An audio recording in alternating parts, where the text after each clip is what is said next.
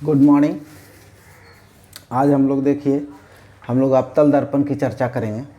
अवतल दर्पण के बारे में हम लोग पढ़ेंगे,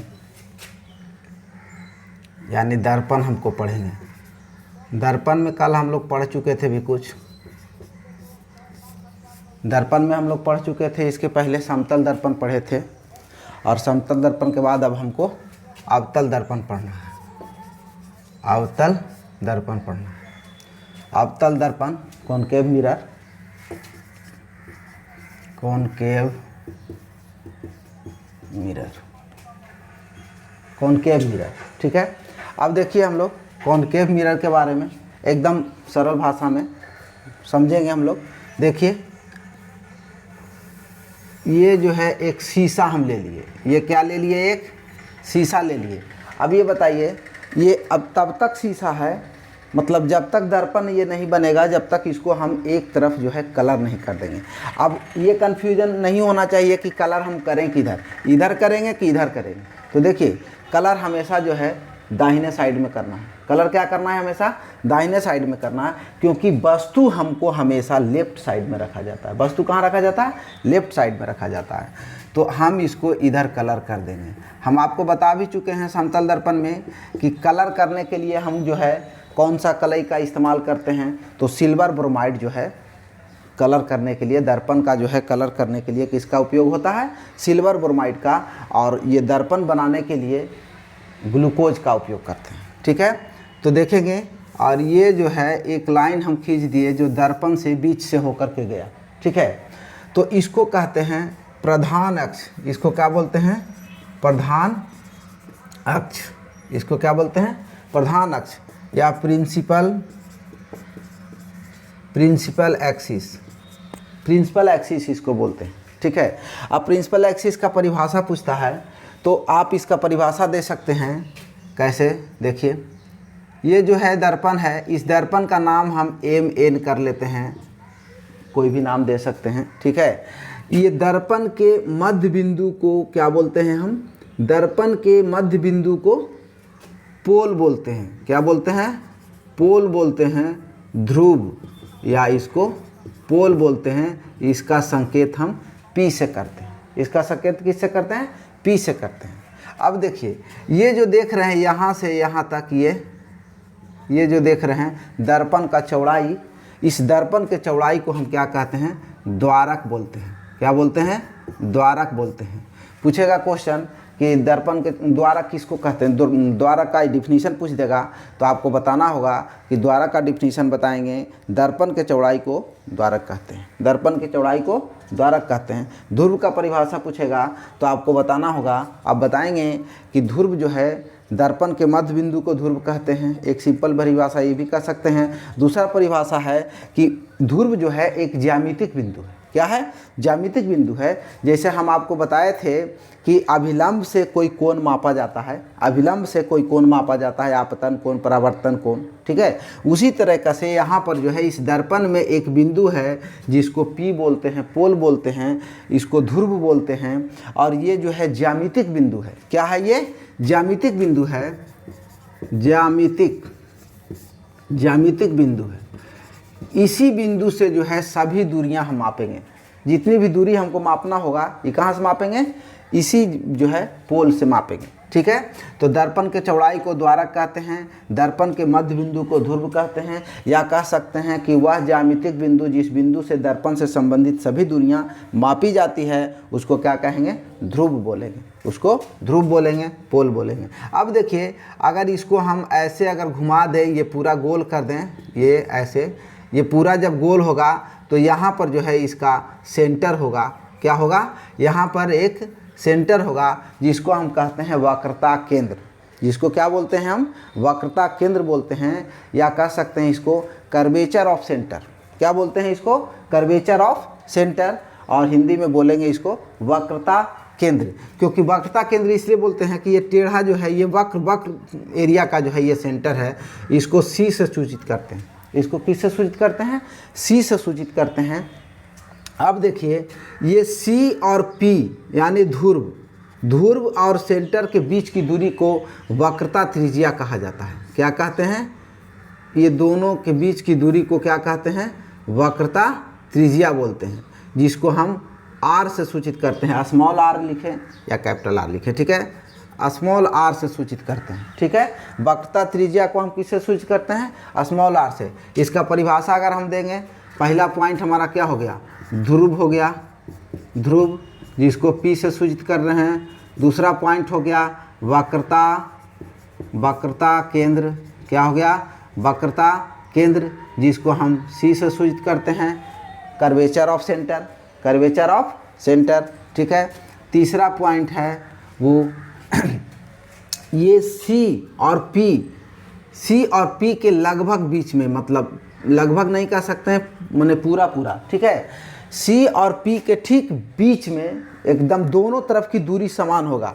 इस बिंदु से इधर का दूरी और इस बिंदु से इधर का दूरी समान होगा, जिसको हम फोकस बोलते हैं। क्या बोलते हैं? फोकस बोलते हैं, जिसको हम फोकस बोलते हैं, जिसको एफ से सूचित करते हैं, बड़ा एफ से, ठीक है। फोकस, फोकस का परिभाषा हम दो तरीके से दे सकते हैं। एक तो देंगे कि वक्रता केंद्र और ध्रुव के बीच के बिंदु, ठीक है, को फोकस कहेंगे, लेकिन दोनों दूरी समान होना चाहिए। दोनों दूरी मतलब पी एफ बराबर होगा सी एफ। क्लियर? अब देखिए एक और परिभाषा दे सकते हैं कि प्रधान अक्ष के समानांतर, ये है प्रधान अक्ष, ये क्या है? प्रधान अक्ष है, प्रिंसिपल एक्सिस है। ये प्रधान अक्ष के समानांतर जो भी प्रकाश किरणें आएगी, प्रधान अक्ष के समानांतर जो भी प्रकाश किरणें आएगी, और अगर दर्पण से टकराएगी, दर्पण से टकराने के बाद यानी परावर्तित होने के बाद जो प्रकाश किरणें लौटेगी, वो निश्चित रूप से वो प्रकाश किरणें मुख्य फोकस एफ से होकर के गुजरती है। कहाँ से गुजरती है? मुख्य फोकस एफ से होकर के गुजरती है। तो ये मुख्य फोकस एफ को जो है हम ऐसे भी परिभाषित कर सकते हैं, उस मुख्य बिंदु को क्या कहेंगे? फोकस बिंदु कहेंगे। प्रधान अक्ष के समानांतर आने वाली सभी प्रकाश किरणें दर्पण से टकराने के बाद जिस मुख्य बिंदु पर मिलती है या मिलती हुई प्रतीत होती है। देखिए मिलती हुई प्रतीत की बात हम इसलिए बोल रहे हैं कि वो उत्तल में आपको ये चीज़ मिलेगा, ठीक है। उत्तल दर्पण जब हम पढ़ाएंगे तो उसमें मिलेगा। अभी हम लोग अवतल की बात करें, ठीक है। तो एक मुख्य बिंदु से मिलती है या मिलती हुई प्रतीत होती है, उस बिंदु को क्या कहेंगे? फोकस बिंदु कहेंगे। उस बिंदु को क्या कहेंगे? फोकस बिंदु या फोकल पॉइंट, फोकस बिंदु या फोकल पॉइंट कहेंगे, ठीक है। अब देखिए यहाँ से यहाँ के बीच की दूरी को हम क्या बोले? वक्रता त्रिज्या, वक्रता त्रिज्या यानी जो है कर्वेचर ऑफ जो है रेडियस कह सकते हैं। वक्रता त्रिज्या, कर्वेचर ऑफ रेडियस, ठीक है, वक्रता त्रिज्या हो गया। अब देखिए ये बिंदु जब ये दोनों के बीच में है तो निश्चित रूप से इसका दूरी यहाँ से, इसका दूरी यहाँ से, ये दोनों क्या होगा? समान होगा। अब देखिए यहाँ से यहाँ के बीच की दूरी को हम क्या कहते हैं? फोकस बिंदु, फोकस दूरी बोलते हैं। क्या बोलते हैं? फोकस दूरी या फोकसांतर इसको बोलते हैं। फोकस दूरी या फोकसांतर बोलते हैं। क्या बोलते हैं? फोकस दूरी या फोकसांतर। इसको हम स्मॉल एफ से सूचित करते हैं। किससे सूचित करते हैं? स्मॉल एफ से सूचित करते हैं। यानी चौथा पॉइंट हो गया फोकस दूरी या कह सकते हैं फोकसांतर। इसको हम स्मॉल एफ से सूचित करते हैं। किससे सूचित करते हैं? स्मॉल एफ से सूचित करते हैं। क्लियर? अब देखिए, अब यहाँ पर अभी आपको हम बताए हैं कि ये मध्य में बिंदु है। तो जब ये मध्य में बिंदु है तो निश्चित रूप से ये वाला दूरी और ये वाला दूरी दोनों क्या होगा? समान होगा। दोनों दूरी समान होगा, ठीक है। तो अब दोनों दूरी समान होगा तो अब यहाँ पर देखिए हम यहाँ पर लिख सकते हैं कि सी एफ बराबर होगा एफ पी। लिख सकते हैं सी एफ बराबर होगा एफ पी। ये दोनों दूरी बराबर होगा, ठीक है। अब देखिए यहाँ पर ये सी पी को हम ऐसा लिख सकते हैं कि नहीं, जब ये हो गया तो सी पी को हम ऐसा लिख सकते हैं C F plus F P, ऐसा लिख सकते हैं, क्योंकि ये दोनों बराबर है और ये दोनों दूरी मिलने के बाद में ये दूरी हो रहा है। तो इसको हम आर से सूचित कर रहे हैं और इसको हम क्या, इसको कोई से सूचित नहीं कर रहे हैं। इसका कोई सिंबल हमारे पास नहीं है। इसका सिंबल है हमारे पास एफ है। इसका सिंबल क्या है? एफ है। लेकिन ये दोनों क्या है?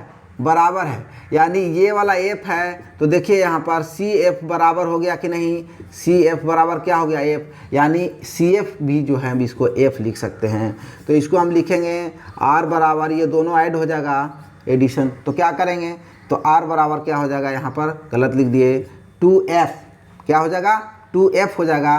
तो हम यहाँ पर लिख सकते हैं f बराबर r/2 लिख सकते हैं, ये इधर आएगा तो आधा हो जाएगा 2 लिख सकते हैं। यानी हम यहाँ पर एक पॉइंट हम कह सकते हैं कि क्या हो जाएगा कि वक्रता त्रिज्या जो है वो क्या होगा, फोकस दूरी की क्या होगा, दुगनी होगी, क्या होगा, दुगनी होगी, फोकस दूरी की दुगनी होगी। और दूसरा हम कह सकते हैं कि फोकस दूरी वक्रता त्रिज्या की आधी होगी, क्या होगा, वक्रता त्रिज्या की आधी होगी, कोई दिक्कत, वक्रता त्रिज्या की आधी होगी, ठीक है, वक्रता त्रिज्या की आधी होगी, कोई दिक्कत। अब देखिए ये दो बिंदु जो बहुत इंपॉर्टेंस है, अक्सर पूछता है क्वेश्चन, ठीक है, तो दूरी होगी। अब देखिए यहाँ पर अब जो है हम इन्फिनिटिव किसको कहेंगे, ये बात जानना बहुत ज़रूरी है आपको चित्र आरेख जानने के पहले, ठीक है।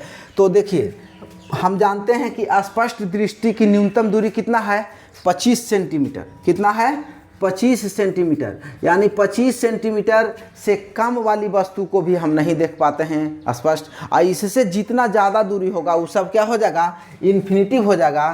तो ये सी के बाद जो इधर मिलता है इसी को हम कहते हैं इन्फिनिटिव, क्या बोलते हैं इसको, इन्फिनिटिव बोलते हैं, या इसको कहते हैं अनंत, क्या बोलते हैं, अनंत, इसको क्या बोलते हैं, अनंत, ठीक है। अब देखिए यहाँ पर अब हम चित्र आरेख बतावेंगे, अगला पॉइंट हम लोग को वही पढ़ना है, चित्र आरेख। तो जब चित्र आरेख पढ़ेंगे तो उसमें जो है हमको इसकी ज़रूरत आएगा, ठीक है। इसमें जो है हमको 6 कंडीशन पढ़ना है, और अवतल दर्पण बहुत ज़्यादा पूछता है बाबू, अवतल दर्पण से ही ज़्यादा क्वेश्चन पूछता है, तो इसमें 6 कंडीशन पढ़ेंगे हम, ठीक है।